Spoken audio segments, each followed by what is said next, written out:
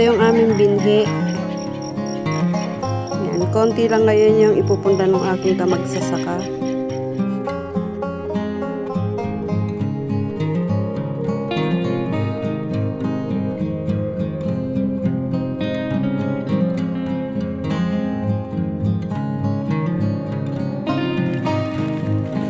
Yan, maghanap kayo. Ito na yung nalalangtong.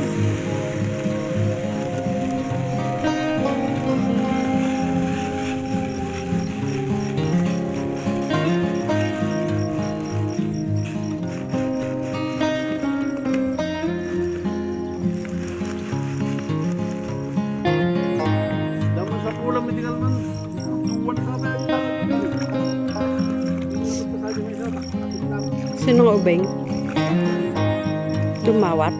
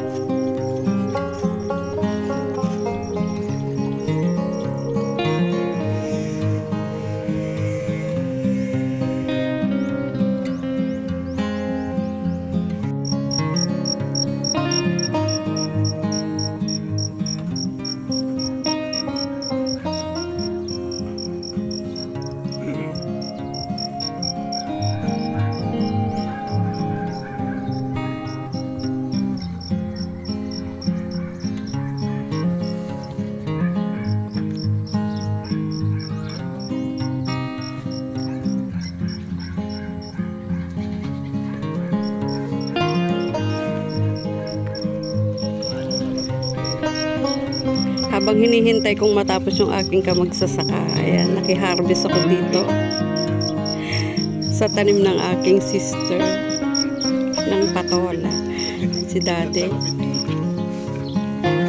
Ano may ha-harvest mo dyan, Dade? Ayun lang. Ayan, o diba? May libre kaming ulam ngayon. Patola. Dito lang kasi ito, dito sa tabi ng bukid namin. Tanim ni sister ko, itong patola na to. And dito meron ng matigas. Hindi na nila naharap harvestin. Marami pang maliliit. Ilang araw lang, pwede na naman yung mga yan. Yun yung aking kamagsasakaan dyan, nagsasabog pa rin ng kanyang punla.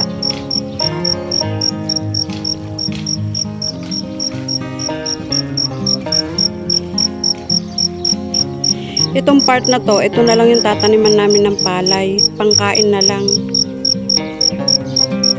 Pangkain na lang namin. Kasi itong part na to, may tanim pang sili. Yan, sa kabila. Sabi niya, hindi na daw namin tataniman ng palay yan. Maaga na lang namin taniman ng mga gulay ulit. Kasi sayang naman, ang daming bunga ng aming sili. Sayang naman kung tatanggalin na niya. Last na yan. May musang na crickets dito. Ang ingay-ingay. Asan kaya yun? Napakaliit ng insekto na yun pero napakalakas ng boses pag nag-ingay. Ayan. Ayan, tapos na yung aking kamagsasaka. Nakapagsabog na siya ng aming punlang palay. Ayan, thank you so much sa pagsama ninyo sa amin dito sa aming bukid. At ito yung aming bukid, yung taniman namin ng upo. Na tinaniman namin dati ng kamatis. Tinaniman niya ng upo. Ngayon, ang damo-damo na. Thank you so much sa pagsama ninyo sa amin dito sa aming bukid. Kami ay uuwi na. Thank you so much mga friends.